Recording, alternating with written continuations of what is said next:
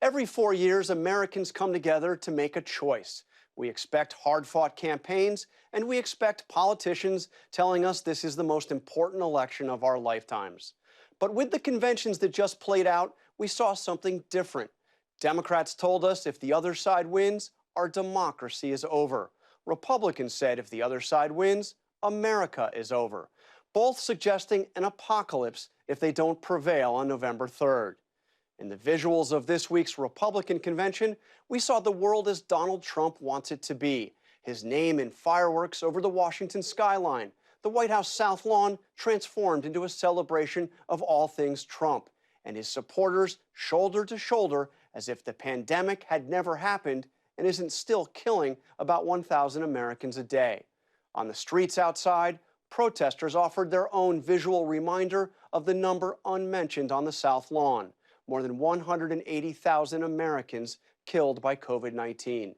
When it was over, some of those protests turned ugly. Trump supporters taunted and threatened on their way out. And last night, more violence in Portland. Clashes between protesters and Trump supporters, one person shot dead. Images Republicans are sure to point to as a precursor to life after a Biden victory. And at the Lincoln Memorial Friday, marchers in the footsteps of Dr. King called for action to address a subject barely mentioned at the Republican convention: persistent racial injustice, after yet another black man was shot by a white police officer. Jacob Blake shot in the back 7 times. The president went almost a full week without commenting, but now says, quote, "I don't like the sight of it." Joining me now, Acting Homeland Security Secretary Chad Wolf. Mr. Acting Secretary, thank you for joining us. Can you give us an update on what exactly happened, as you understand it, in Portland overnight? What happened with the shooting? Who was killed? Well, we're still waiting, obviously, for that investigation to unfold. I do understand that there were a number of counter-protest and counter-groups in Portland overnight. And I think this points to a larger issue that we've seen in Portland for the last 3 months, and that is local and state officials not allowing law enforcement to do their job and really to bring this violent activity night after night after night to a close. And so as you see that continue to unfold over the course of 3 months, you're going to continue to see violent activity. And we've asked the governor, we've asked the mayor to step in. If they don't have the resources, the president's been very clear on this, as you know.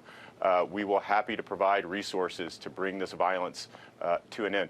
Violence that, again, across the ideological spectrum, left or right, the violence needs to end. So I saw the president was up and tweeting about this before 6 a.m. It's clearly front and center on his mind. Is he planning on doing something? Or is there consideration of sending in more federal law enforcement, even in the defiance of local leaders? I believe all options continue to be on the table, specifically as we talk about Portland. What we've seen in Wisconsin, Minnesota, and other places is those governors stepping up, calling in the National Guard, the state National Guard in many instances. Obviously, Wisconsin, we're sending in Department of Justice law enforcement officers as well. So when we talk about Portland, again, they continue to refuse any type of federal assistance to bring that violent activity going on for almost 90 days now, a little over 90 days, to a close. The citizens of Portland want this. We need to bring some normalcy back to Portland. And again, if the state and local officials won't do it, they need to ask for assistance from the federal government. Do you have a message to those Trump supporters we saw parading into Portland last night? We've seen images of apparent Trump supporters seeming to fire paintballs at protesters, pepper spray. What's your message to those groups? My message to any individual, to any group, if you're going to protest, First Amendment right, please do that peacefully. Once you cross the line to violence, that is what's concerning to the Department of Homeland Security. That's what I'm focused on, making sure that we bring any type of violence in any of our cities to a close. I want to turn to Kenosha. The world saw those images of Kyle Rittenhouse holding an AR-15 walking down the streets of Kenosha after he had just allegedly shot and killed 2 people, shot and wounded another person. Really nothing, no reaction from police. He went right by police. Nobody attempted to apprehend him or anything. And that, of course, was just days after what we saw with Jacob Blake getting shot in the back 7 times as he tried to get into his car. Does that disparity, watching the very different treatment of somebody who is white and somebody who is black by law enforcement, bother you? Again, the circumstances around that are being investigated. I'm not going to get in front of that. What I will say is that if the governor had taken action early on, after day one, day two of some of that violent activity occurring there, a lot of this could have been avoided. Unfortunately, he acted a little too late, I believe on the third or fourth night of this violence. He has taken the right action. He has asked for federal law enforcement assistance. My message to all these local officials, mayors, governors, and the like, is if you see this activity, take early action, bring law and order to your streets, and we can address and really avoid some of this violent activity that we're seeing. But again, Kyle Rittenhouse is there with an AR-15 walking down the streets. He has just allegedly shot 3 people, and the police don't even give him a second look. And do you understand how people react to that, especially after what had just happened with Jacob Blake? Absolutely. Again, I'm not on the streets there, John. I can't tell you what was going on that evening, that night with police, with this individual. That investigation is unfolding. I'm going to let that play out before I comment specifically on it.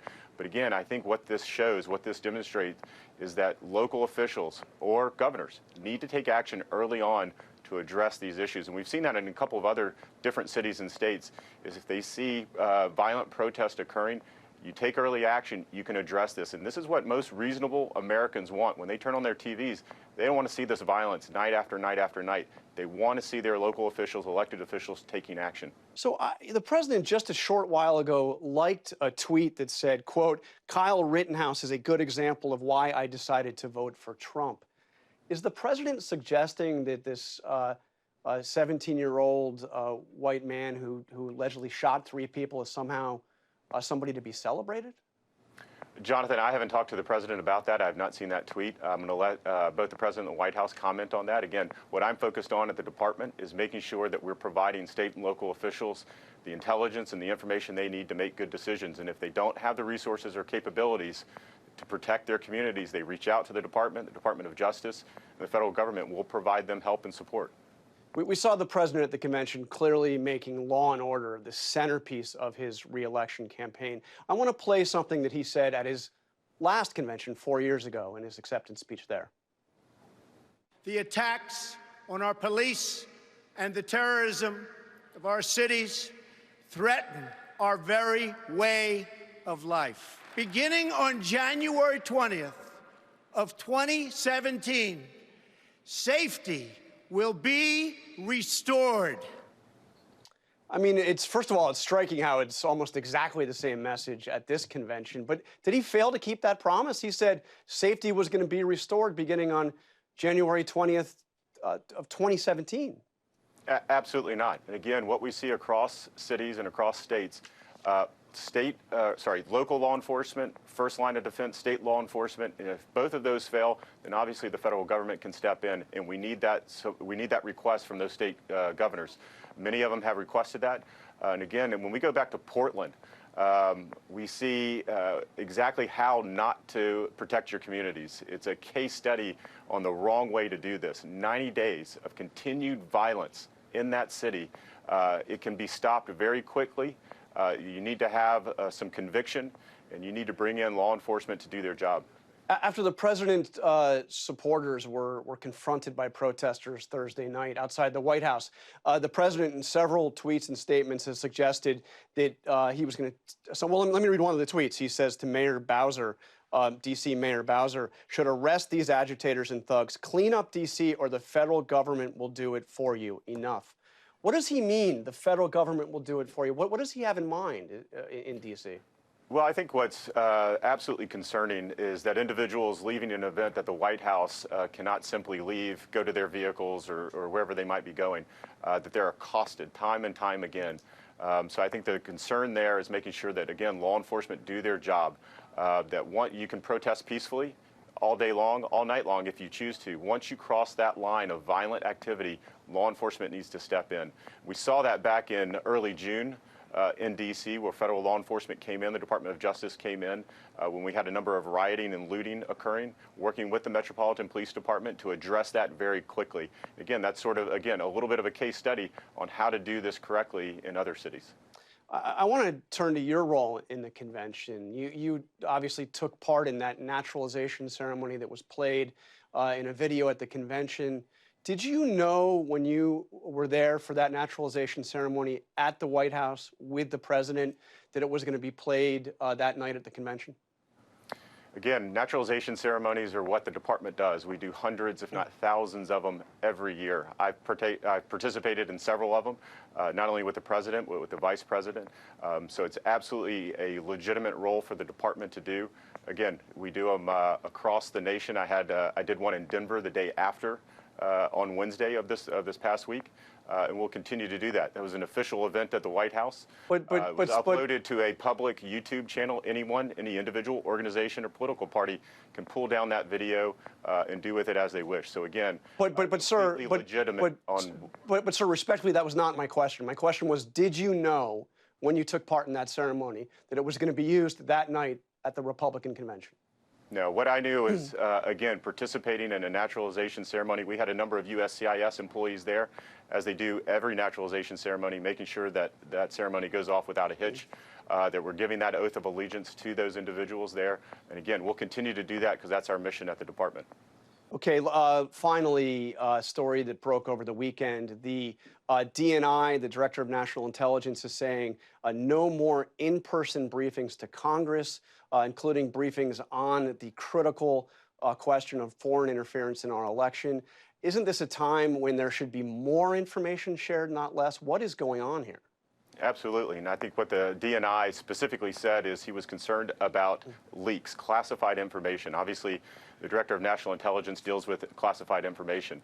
Providing that information to Congress, he has seen, I have seen, and others have seen that information leak time and time again. And so what he indicated is he's going to provide that information in those briefings to Congress in a written and finished intelligence product and continue to provide them the information that they need to do their jobs. On the other side, and what the department is focused on, is making sure that we address any cyber threats regarding election infrastructure. A lot of the information that the department deals with is unclassified. We'll continue to have in-person briefings with members of Congress and staff. We have 2 of them set up this week to continue to highlight the work that the department is doing to make sure that we secure that election infrastructure. You have responsibility for protecting the integrity of this election. Are you seeing evidence, more evidence, new evidence of Russian interference? Yeah, what we've, again, seen, and the DNI put out an assessment this month, not only information about Russia, but also China and Iran. So these are 3 nation states that we have been well aware of, been tracking them for the last 4 years, putting out a number of disinformation campaigns to sow discourse within the U.S., not only in 2016, but obviously the 2018 elections. This is nothing new that we're looking at. So the department's on top of this, working with our interagency partners, the intelligence community, and the like. Okay, Acting Secretary of Homeland Security Chad Wolf, thank you very much for joining us this morning. Great, thank you. Hi, everyone. George Stephanopoulos here. Thanks for checking out the ABC News YouTube channel. If you'd like to get more videos, show highlights, and watch live event coverage, click on the right over here to subscribe to our channel. And don't forget to download the ABC News app for breaking news alerts. Thanks for watching.